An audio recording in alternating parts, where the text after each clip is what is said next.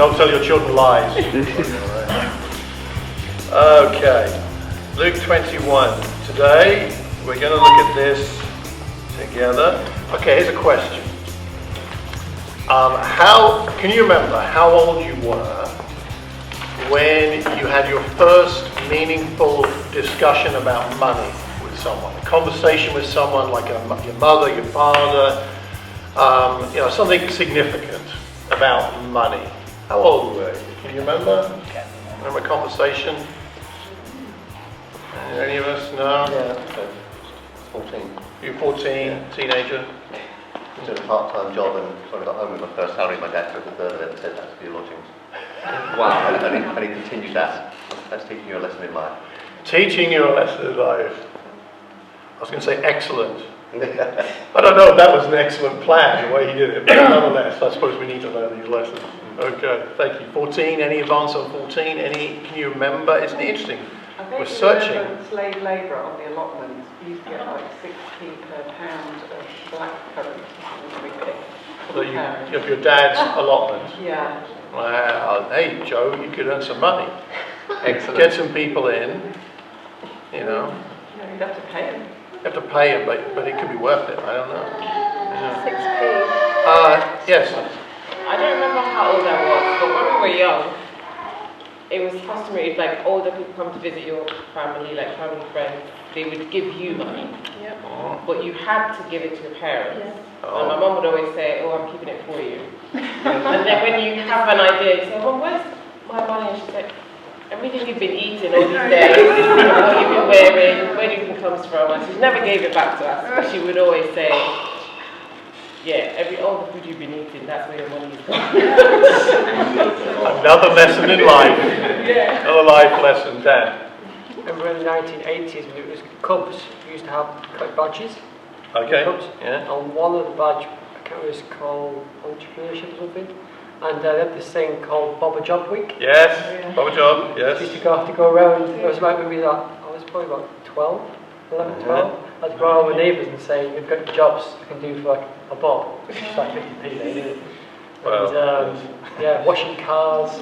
We used to go and sell them a sticker because then they And weren't these, disturbed did you anymore. have a sticker? No, we used to sell them a sticker for 5p for a bob, and then they weren't disturbed by the people coming around anymore. That's the first memory about earning money anyway. Earning, yeah. I suppose asking my dad for money. Cool. Patricia.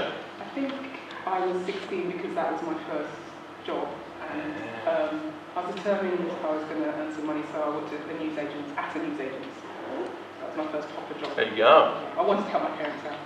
16. Joe, yeah? I grew up on a small holding, and my mum and dad had an average or decent sized swimming pool. It was about over 40 feet long. And I would go swimming every day. So my dad tried to encourage me. He said, "I'll give you 5 cents for every length." So I only did a few, and then I started haggling with him, and I said, "Okay, well, I'll do 8. 8 cents per length, because I could only do a few, and then obviously I would just add the lengths to it so I can earn more money." So that's how I earned money from my dad by swimming in the swimming pool. That's why a good dad, isn't it? Yeah, I guess so. Yeah. Okay. Last one, and then. So when I was in my final year of school, my dad said, "You have to get a job during the summer holidays," and then he took half the money. Half the money. Taxation. People used to say, "Oh, so is your dad keeping that for you? Driving lessons?" Sorry, no. No, definitely not doing that. We have interesting experiences, don't we, when it comes to money. Money is a funny topic to talk about, and we're going to take the plunge and talk about money today. I remember my first proper conversation about money very vividly. I'd gone to university. I'd got my grant. In those days, some of us may remember, you got a grant. You got money from the government. Wow. I know this is difficult to believe, but I got my money from the government, and I spent the whole year's money in about 8 weeks. Yeah, I was going for it. Guinness World Book of Records. No, I spent it all on beer, basically. It wasn't wasted then. That's it. I enjoyed it. That's right. So I came home that Christmas broke. And I didn't want to tell my dad because my father is brilliant with money. I mean, he's just amazing. And he did a degree in economics at Cambridge University. So let's just say he's good with money. So I didn't want to tell him, but he could tell. You know how dads sometimes can just tell. So he sat me down, and I still remember the room, where I sat, where he sat, how I felt. 30, how many years ago now? 30-something years ago, right? I remember, and he sat me down and he said, how's things going with your money, your finances? And I said, well, not very well, actually. And so then we had a conversation, and he said, well, what's the money all been spent? I said, I've got none left. I said, what did you spend it on? I said, well, having fun, going out, basically on beer. And he said, oh. And then to cut the long story short, he asked me a very pertinent question. He said, when you go to the pub with your friends, who buys the first round? I said, well, I do. He said, oh. And do your friends always buy a round as well? I said, well, not always. And do you sometimes buy a second round? I said, well, sometimes. And he said, well, who buys the second round? I said, well, I do. He said, well, therein lies your problem. And it was an interesting, very helpful discussion because not so much just that it was a practical thing about money, but that it began to give me insight into how I thought about money, how I used it. Because essentially I was buying friends. I wanted to buy that first round because I wanted people to like me. And I would buy the second one because I wanted people to still like me and stick around and hang out with me because I was lonely and I wasn't really a people person. So that was my way of coping. So it wasn't really about money. The conversation was really about me and learning about myself. And so I'm hoping that as we look at this passage today, we'll understand a bit better about how to use God's money that He's given us, but also we'll learn about our own perspectives on money. That can be helpful to us. So that's what we're going to do today. The next thing we need to do then is to read the passage. Now, what I'd like to ask is if we could read it in 2 or 3 different translations. So could someone read us? Well, it's Luke 21, 1-4. The NIV says, as Jesus looked up, he saw the rich putting their gifts into the temple treasury. He also saw a poor widow put in 2 very small copper coins. Truly I tell you, he said, this poor widow has put in more than all the others. All these people gave their gifts out of their wealth, but she, out of her poverty, put in all she had to live on. Let's do the good news version. Jesus looked around and saw rich people dropping their gifts in the temple treasury, and he also saw a very poor widow dropping in 2 little copper coins. He said, I tell you that this poor widow put in more than all the others. For the others offered their gifts from what they had to spare their riches, but she, poor as she is, gave all she had to live on. Thanks. And the message. Just then he looked up and saw the rich people dropping offerings in the collection plate. And he saw a poor widow put in 2 pennies. He said, plain truth is that this widow has given by far the largest offering today. All these others made offerings that they'll never miss. She gave extravagantly what she couldn't afford. She gave her all. She gave her all. I like that summary phrase there. So what are we going to learn from this? So I've got 2 sections to what I would like to share today, and one is about the passage, and then one is about kind of the rest of the Bible's teaching on these kinds of issues to give us a biblical perspective on how we might think about using our money and possessions. So the widow first. So just before this in Luke 20, and I don't know if you covered this exactly, Tunde, in your sermon last week, not being here. Thank you for preaching. Thank you. And you're on the rota now. So, because the reports came back positive, otherwise. So, just before this in Luke 20 verse 47, it talks about the teachers of the law being those who devour widows' houses. So we have that saying, and then we have this about a widow down here. It's very interesting, and it's all taking place in the temple court. So Jesus has been standing and teaching. In the parallel passages in Mark, we see that he's standing and teaching, and then he sits down. So it's in the context of him having sat down that he's observing these things. It's Passover week, which means that Jerusalem is filled to bursting with people and there are crowds everywhere. So Jerusalem, I did look this up, but I've forgotten at the moment, the population of Jerusalem, let me just give you a number out there, say 100,000 people normally. In Passover week, it would be double, triple, quadruple that. So if Watford's 100,000 people, roughly, it would be like having 300,000 or 400,000 people in Watford. Imagine trying to shop and walk up and down the high street. That's what it was like at this time. So that's what you've got here. Now you have in front of you here 13 of our best mugs. Some of them are nice anyway, including my Luton Town mug. So there you go.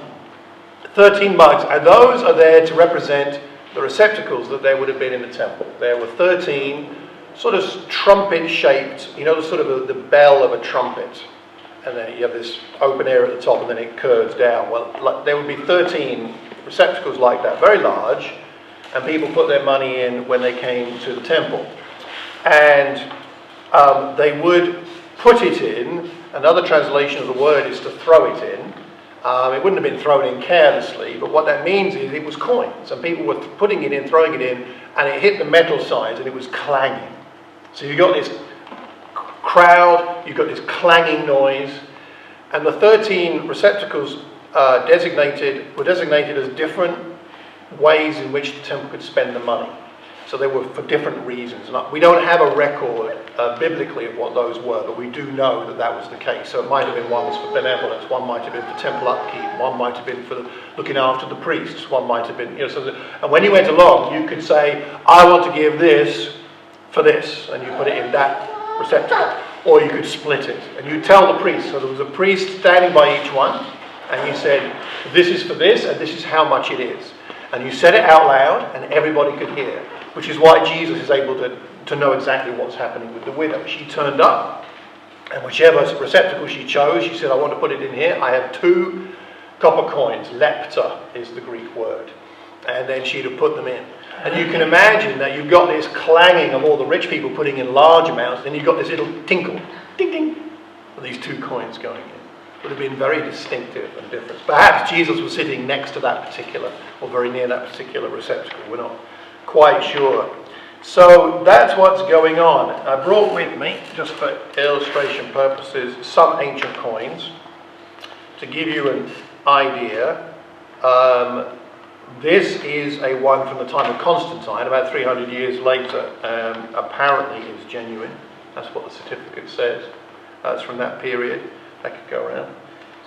And this is another one from the same period that Douglas Jacobi gave me. It cost him £16. It says on there, but it is from that period. It's been discovered. It's from the time of Constantine the Great, 307 to 337 AD. So it's not exactly like the one we're talking about, but something similar. And these are denarii with the heads of different Roman emperors on, which are similar in a sense, in the size and that kind of thing. So they can go that way. There you go. So lepta. Lepta were copper coins. It's the only time they're mentioned in the Bible here. They are the smallest of all Jewish coins. So our smallest coin now is a 1p piece, right? So it would have been the equivalent of that. It's a fraction of a day's wage. So it's not even as much as you'd earn in a day. It's a very small amount. That's all she had to live on.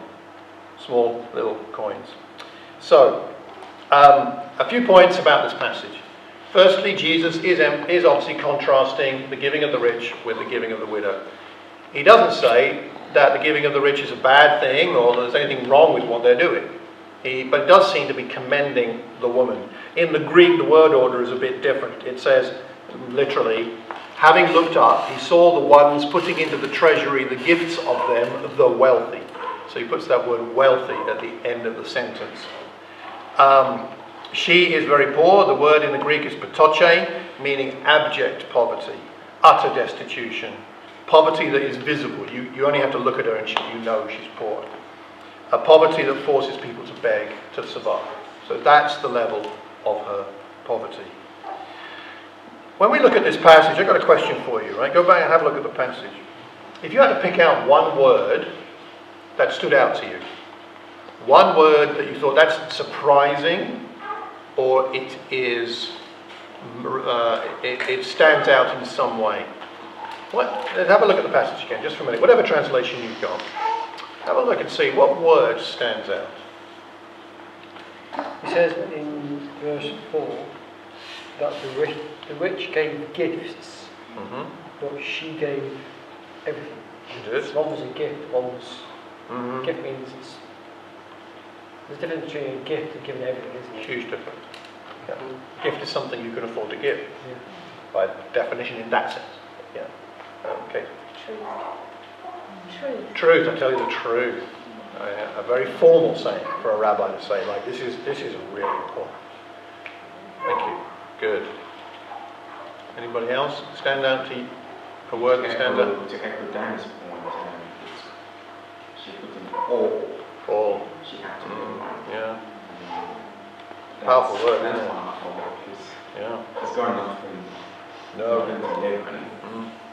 And that means she doesn't even know what she's going to eat practically after giving that money. Yeah. Intense, isn't it? You could argue it's folly. You could argue it's folly. Jesus doesn't call it that. But we only have a short record of what he said. Anything else? Any other words? Oh, there's a word, I don't know which version it is, I think it's St. James, but she of her penury asked, what does that mean? Poverty. Yeah. Poverty. Yeah. Same word for poverty. Out of her poverty. Out of her poverty. I think all these words are right and good. The word I'm going to emphasize is more. More. She gave more than all the others. See, I think if you were watching what happened, the treasury or the rich putting in their vast amounts of money, and then you see the poor widow put in the 2, and you hear Jesus say, she put in more, you think, hang on, no she did, she put in 2 tiny little coins, what are you talking about? Doesn't make sense. And to me, I think maybe, for me at least, that gets to the heart of what Jesus is talking about here. She gave more. I think that's very inspiring for us when we think that we can't give very much, either in monetary terms or in other ways, but we'll talk about that in a minute. But that's my word, for me anyway. That's the word that stands out for me. I think generally we tend to appreciate the amount of a gift, not necessarily the sacrifice that went into making it.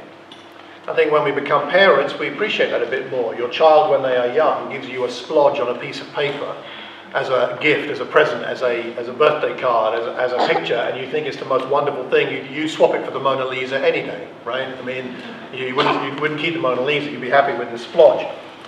Because you know the effort that had to go into it, and it's meaningful because it's personal. But I don't know about you, when I was a kid, and it was Christmas time, I wanted the most expensive gift possible. I wasn't interested in how much sacrifice my parents made, I just wanted something really nice and expensive. So it's funny how our value system gets a bit skewed, even as adults sometimes, and what we feel able to give. The word here, all, is also very important, because what Jesus is saying, and it's not so clear in the English, when she says she put in more than all the others, he's saying her 2 coins were more valuable than the entire total sum of everything that everybody has given. It's not just individuals she's being compared with, but she's given more than everybody combined. So this is a big deal, obviously. Something's going on here that's very powerful. Generosity, when you see it, is a beautiful thing. It's a beautiful thing. Last Sunday, as you know, I wasn't here, and I was preaching down at Wellington Country Park for the outdoor service of the Thames Valley Church. And I was making a point about treasure. And before the service began, before the church service began, we taped up some chocolate coins, big chocolate coins, on the underside of chairs. Unfortunately, somewhat melted in the heat. We didn't quite anticipate that. But nonetheless, at a certain point in the lesson, I said, okay, for the preteens, there is some treasure amongst the chairs. Go and have a look. And so the adults had to get up and move. But they were trying to find them. Eventually, one of them had to look under the underside and saw, oh, there's a chocolate coin. They started to pull them off. And they got all the chocolate coins. And and there were about 11 coins, but there were more kids than there were coins. And one of the kids looked a bit disconsolate, like they hadn't got a chocolate coin. And I said, I'm really sorry you didn't get one. And one of the other kids who got a coin said, oh, you can have mine. And he gave this big chocolate coin to this other kid. And the whole congregation went, oh, like, wow, you know, it's really quite something for a 10-year-old to give away chocolate. Yeah, and in fact he gave it to a kid, indeed, and he gave it to a kid he didn't even know. Like, it wasn't like one of his friends. He was actually a visitor to church that day. He'd never been before. And it touched everybody's heart. There's something about that giving away and giving generously and giving wholeheartedly that is really beautiful and special. And I think this is some of what's going on here. So, her sacrifice is noticed by Jesus. He notices it, inspires him, I think, to comment on it. The wealthy gave out of their abundance. They had much left over. She gave all she had. That's real sacrifice. She was money poor. Some of us, I'm sure life is a bit tight financially, but I would suggest that particularly we often feel time poor. And that might be even a better equivalent for our lives. Giving tiny amounts of time to God. A tiny prayer, a micro prayer, a micro bit of time just to text somebody, phone someone up. Just a small amount of time, because it's a huge sacrifice, might be more valuable to God than if you could give a whole day or a week or a lot of money. There are different ways we use our possessions. Our time is in our possession as well. So I think we'd be wise to think about how we use that money to inspire Jesus, or our time to inspire Jesus. Her trust was not in money, her trust was in God. Now, with that in mind, with that picture of the widow and that thought about that, I want to spend a few minutes talking about the broader biblical picture. Now, I've written some more about this because we don't have time to cover it all today. So I've written an article, is it 5 pages long or something? I forget. I will email them round to the whole church. If you don't get one from me, let me know. Perhaps I don't have the right email address. And that covers what I want to talk about now in more detail. And it's something for us to think and pray about. So the reason I want to talk about this today is partly because of the passage this was the passage, the next passage in Luke we came to, and it seems like an appropriate time to talk about money and possessions connected with that. But secondly, because also I got the leadership team got a financial report from Paul Rowden, who's the administrator for the London Church, which he sends us regularly financial updates for the London Church and for us, so we know how we're doing. And I noticed that our contribution is considerably less than it was last year. We made pledges at the beginning of last year, as you remember. And the giving has tailed off quite significantly since then. And so I thought, well, maybe we should be thinking about how we're using our money. And I want to make it clear, and this is very important, that the reason I'm talking about this and this issue is not because I know that we're not giving enough or sacrificially, because I don't know how much anybody gives, except myself. So it's not about that, and it's not about saying we ought to be giving more to the church funds. I think it would be helpful if we did, but that's not my point. The point is more, maybe this is a good opportunity for us just to think about how we are using our resources. So, with that in mind, I want to talk about 4 things the Bible talks about the way we use our resources. The first is the local church. We'll talk about the local church, the mission, the poor and the needy, and our families. The local church. Could someone read Luke 8, 1-3 for me, please? We're going to dip around, do a bit of Bible study here today. Luke 8, 1-3. Practical local ministry. Luke 8, verses 1-3. Thank you, Dan.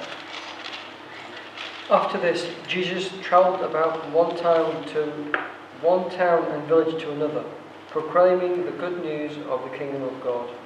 The 12 were with him, and also some women who had been cured of evil spirits and diseases, Mary, called Magdalene, from whom 7 demons had come out, Joanna the wife of Chuza, the manager of Herod's household, Susanna, and many others. These women were helping to support them out of their own means. So I just want to draw a principle from that Jesus and his disciples were being supported and helped by other people who helped by providing money so they could do their ministry. Seems to me that's the kind of principle that we have here. We're a local church, we look after ourselves, we try to do that, and we support this local ministry. There are other passages which are in my handout which you can look at later, or one other passage in particular. It seems right that we take responsibility for our own situation rather than depend upon somebody else. Currently, we are being subsidised by the wider London church. The giving that we're giving here isn't covering our costs. No one in London is complaining. I just want to make that clear. No one's rung me up and said, what's going on? You know, you all need to repent or something. I've not had any communication like that.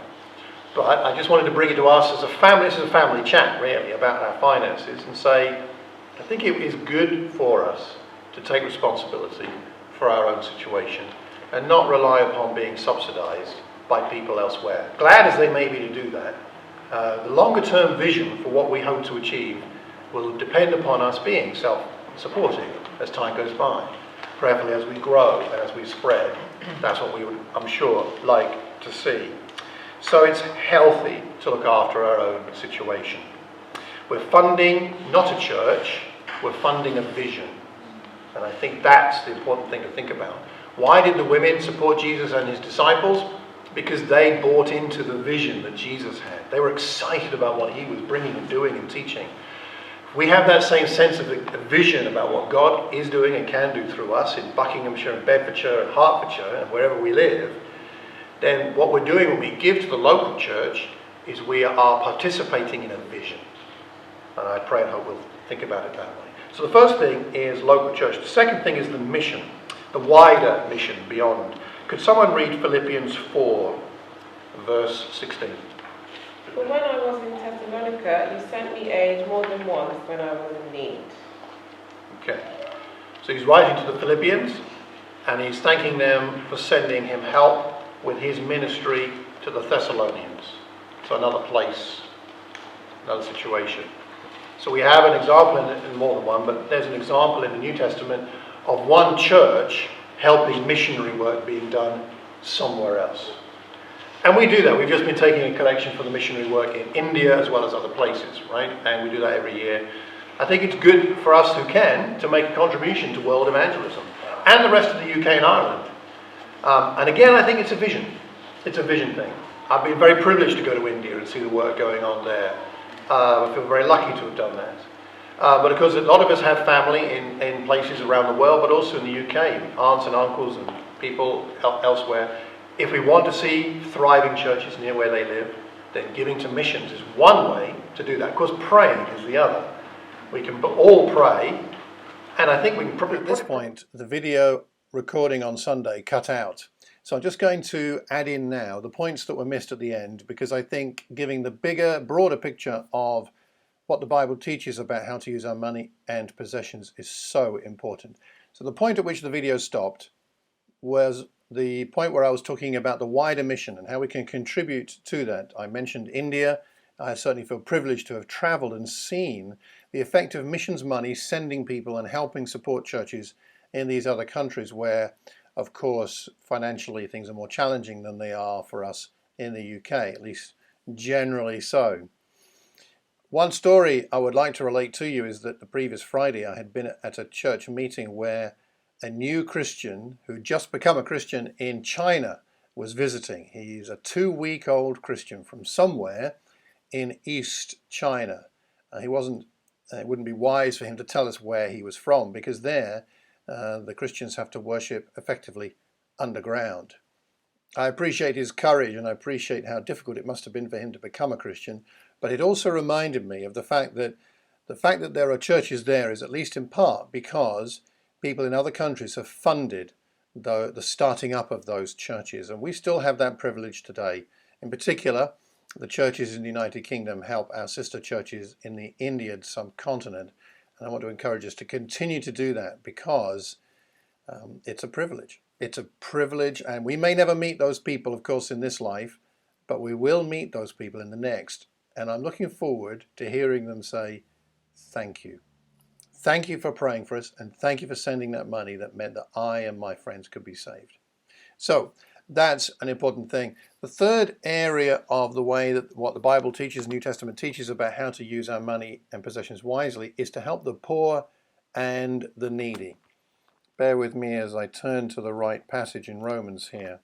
It's Romans 15 we're looking at here. Paul writes to the Romans, and he says this, Romans 15, verses 25 and 26.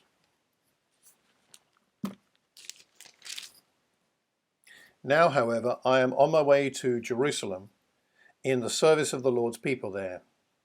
For Macedonia and Achaia were pleased to make a contribution for the poor among the Lord's people in Jerusalem. So Paul is talking about his journey to Jerusalem to help the Judean Christians who'd been through a time of famine. Other churches have contributed to help their brothers and sisters in need. What a great opportunity. We have the opportunity to help other people according to their needs. Acts chapter 4 demonstrates a similar idea, verses 32 to 37. Please look that up for yourself. We are able to help people, other Christians who are less in greater need than our own. And that starts in the local congregation. And even in our small church in Watford, I know that we've been able to help one another from time to time with money, possessions, lending things to one another, and time as well.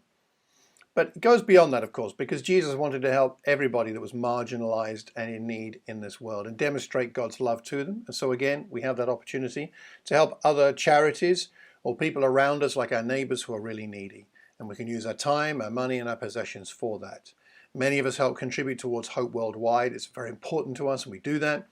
In Watford, we've been helping with the Watford Food Bank, collecting money, being there in Tesco and other places to help with that.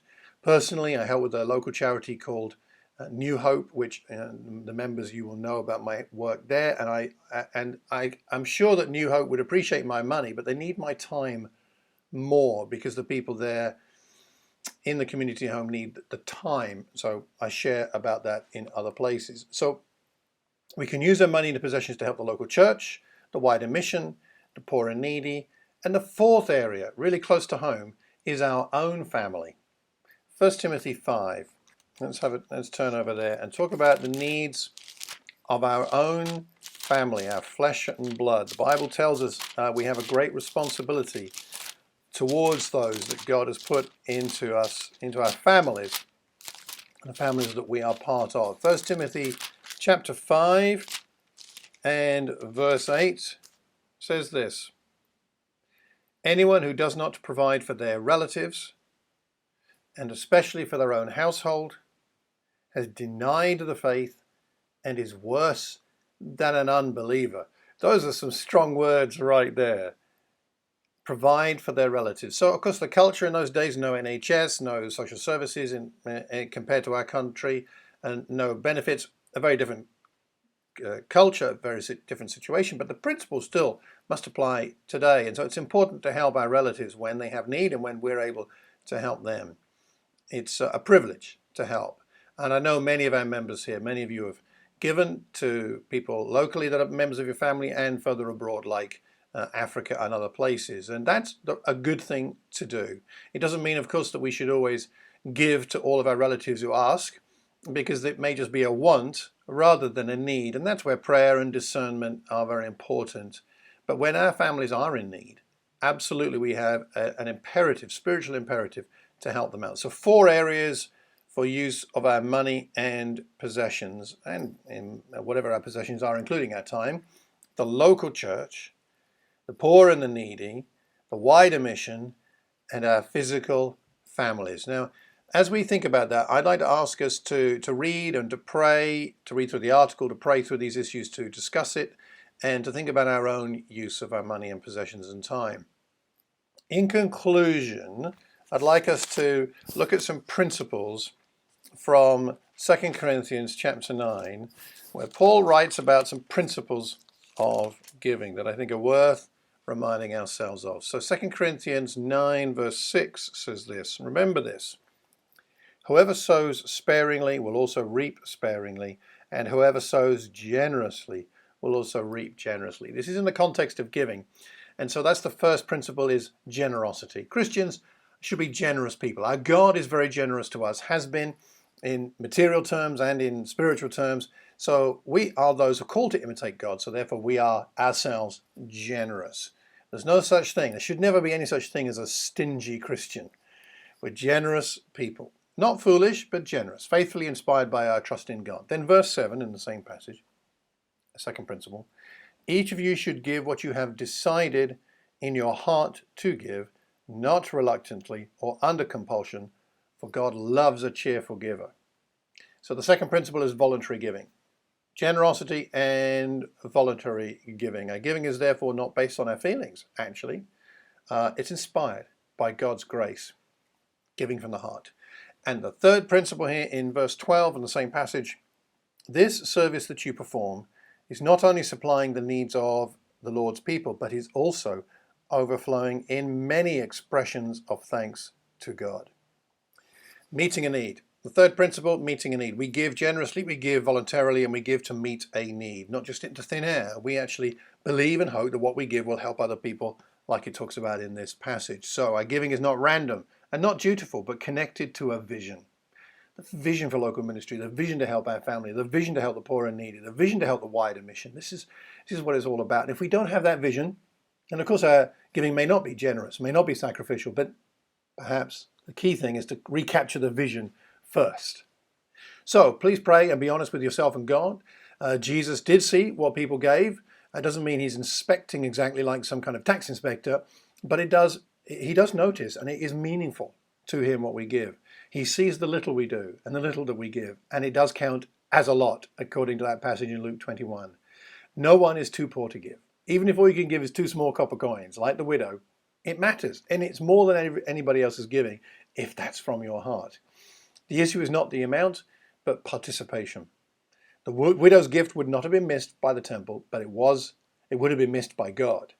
She gained even if the temple did not. So let's inspire Jesus like the widow did, with our trust in God and in the way that we use our money. So my challenge to the congregation is to take some time this week, read the article I've written. If you don't get it via email, ask me and I'll send it to you, malcolm@malcolmcox.org.